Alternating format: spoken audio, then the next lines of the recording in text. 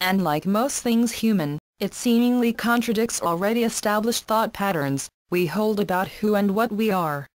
And, as you read on, you're going to see how much more strange this world is than you have been led to believe it is, but also how even the most contradictory facts can be turned into normal logic.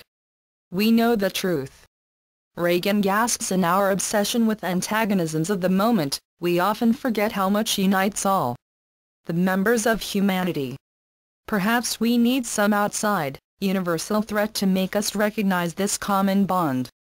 President Ronald Reagan, in a speech to the 42nd session of the United Nations on September 21, 1987. Supermarket tabloids, that strange breed of sensationalistic American journalism, have been talking for most of the decade about Ronald Reagan's fascination with things like astrology and space aliens.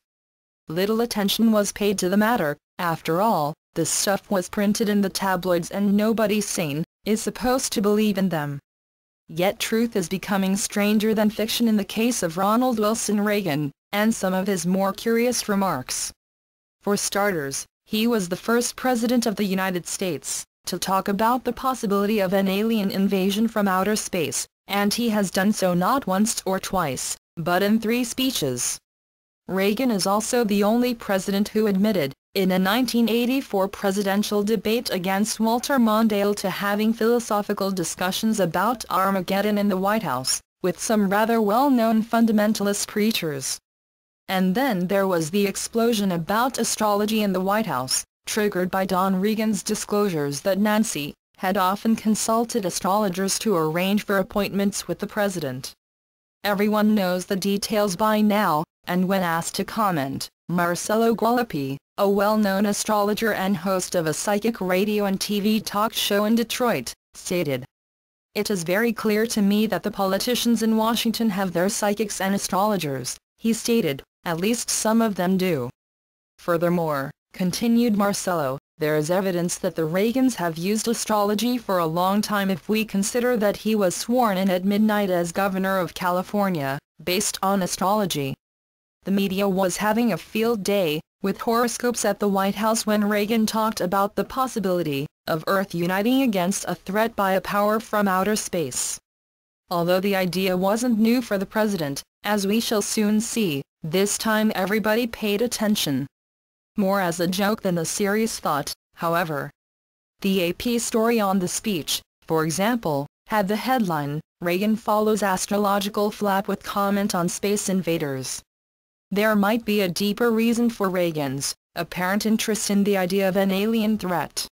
There is an unconfirmed story that before he became governor of California, Ron and Nancy had a UFO sighting on a highway near Hollywood. The story was broadcast in February 1980, on Steve Alien's radio show over Newham in New York. The comedian and host commented that a very well-known personality in the entertainment industry had confided to him that many years ago, Ron and Nancy were expected to a casual dinner with friends in Hollywood. Except for the Reagans, all the guests had arrived. Ron and Nancy showed up quite upset half an hour later, saying that they had just seen a UFO coming down the coast. Steve Alien released no further details. The president first disclosed his recurrent thoughts about an alien threat during a December 4, 1985, speech at the Falston High School in Maryland, where he spoke about his first summit with General Secretary Gorbachev in Geneva.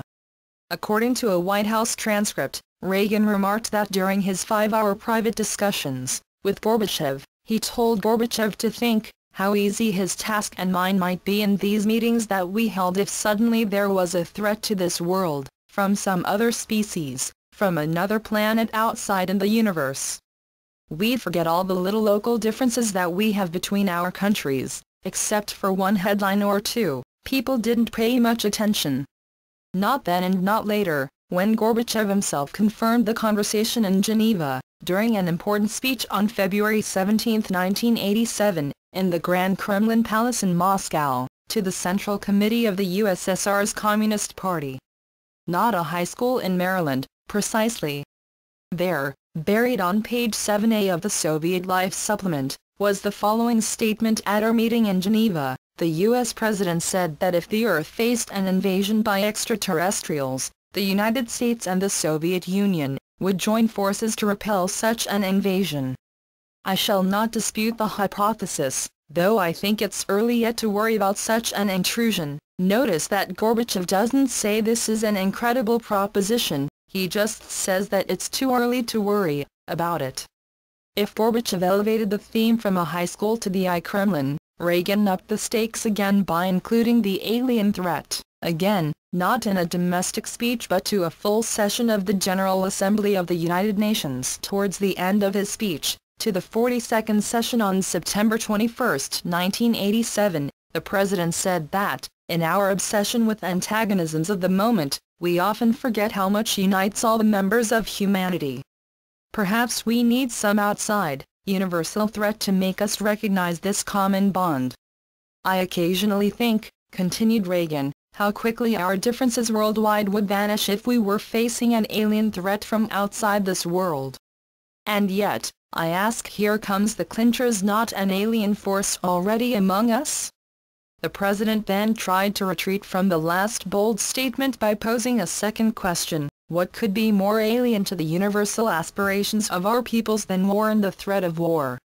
Unlike the off-the-cuff remarks to the Falston High School, we must assume that the President's speech to the General Assembly was written very carefully, and likewise, it merits close examination.